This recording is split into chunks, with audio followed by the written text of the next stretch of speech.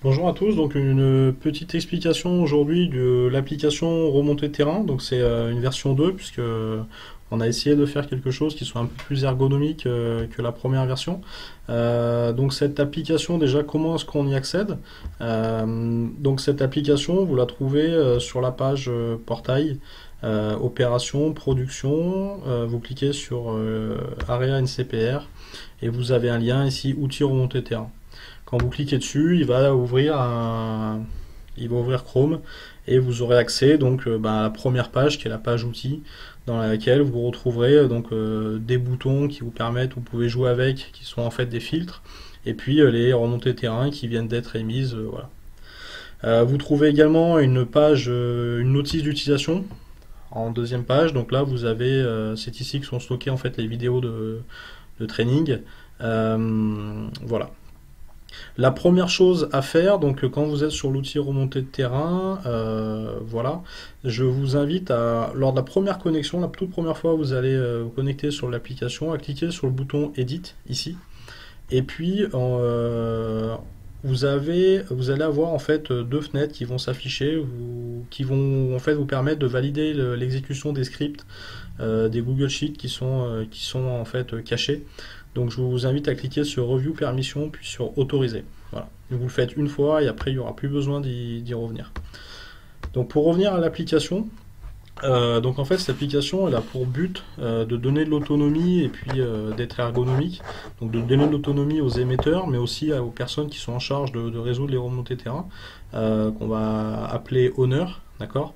Donc parmi tous les boutons qui sont là, vous avez le formulaire qui est ici, qui est le formulaire de saisie pour créer une nouvelle remontée terrain dans laquelle on va venir enregistrer en fait l'adresse mail de l'émetteur et puis où l'émetteur va dire de quelle équipe il est, quel est l'atelier qui est concerné, décrire quel est le problème et puis il va émettre une proposition de solution. Derrière, il va cliquer sur envoyer, ça va donc créer une nouvelle remontée terrain. Là, je vais pas le faire parce qu'on est dans une vidéo dans un tuto. D'accord. Mais on peut imaginer, voilà, la dernière remontée terrain qui vient d'être émise, c'est celle-ci. Pour l'instant, elle n'a pas été validée par aucune des équipes. Voilà. Ce qui peut être intéressant, donc vous qui êtes en charge de la résolution d'une remontée terrain, c'est de cliquer sur le bouton Honneur, par exemple. Voilà. Donc là, pour l'instant, il n'y a que moi qui suis en honneur. Et puis de regarder uniquement les remontées terrain qui sont ouvertes. Voilà. Donc vous faites la somme de ces deux filtres en fait vous permet de voir que vous avez 5 remontées terrain qui sont chez vous. C'est-à-dire qu'on attend une solution, on attend un commentaire de votre part. Ce qui est aussi à savoir, c'est qu'à partir du moment où une remontée terrain est validée par 3 équipes, elle passe en statut validé et instantanément en fait un mail est envoyé. Quand je dis instantanément, c'est dans les 24 heures. Un mail est envoyé à l'émetteur, d'accord. Et puis, il y a aussi un mail qui est envoyé à l'émetteur et à vous une fois que la remontée terrain vous est affectée. D'accord. Donc, c'est le même genre de mail, c'est-à-dire c'est un mail qui reprend le numéro de la remontée terrain, le titre, la proposition qui est faite et le lien vers la remontée terrain. Ce qu'on veut pas, c'est que les échanges se fassent par mail. On veut vraiment que, donc, de toute façon, vous ne pouvez pas répondre en fait à ce mail-là, mais que les échanges soient centralisés et enregistrés dans l'outil. Donc quand vous cliquez sur le lien qui figure dans le mail, vous avez donc accès à l'information et vous avez ici l'adresse, votre adresse mail normalement qui apparaît, d'accord. Où donc on attend de vous donc une solution, une proposition. Alors vous pouvez dire voilà, la solution vient d'être déployée, par exemple le cas simple. Et puis vous allez cliquer sur Submit. À partir de là, ça va générer donc un nouveau mail envoyé à l'émetteur, le même mail que cela, d'accord, mais adapté. Et l'émetteur aura un lien et en cliquant sur ce lien, il aura la possibilité de dire si oui ou non en fait il valide la proposition. Donc ça c'est le cas simple, on va dire. Il peut y avoir aussi des cas où la remontée terrain nécessite d'être un petit peu détaillée, nécessite qu'il y ait quelques échanges entre l'émetteur et le owner.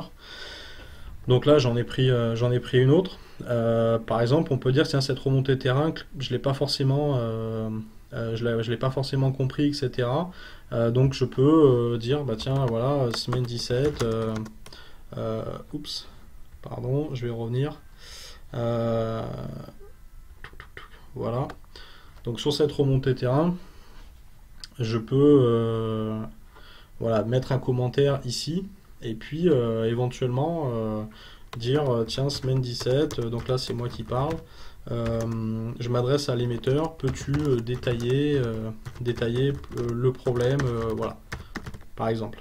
Donc là, si j'ai envie d'envoyer un mail à l'émetteur de la remontée terrain, je coche ici. Vous pouvez aussi dire, bah, finalement, moi, cette action, elle n'est pas chez moi, donc bah, là, en fait, je vais mandater quelqu'un d'autre, je vais l'adresser à quelqu'un d'autre, là, par exemple, à Vincent, et je vais lui dire, voilà, bah là, Vincent, je t'adresse cette remontée terrain, car je t'adresse cette RT, d'accord, parce que c'est toi qui es plus à même d'y répondre. Et si je veux lui envoyer un mail, donc je fais cocher pour notifier et je fais submit. Voilà.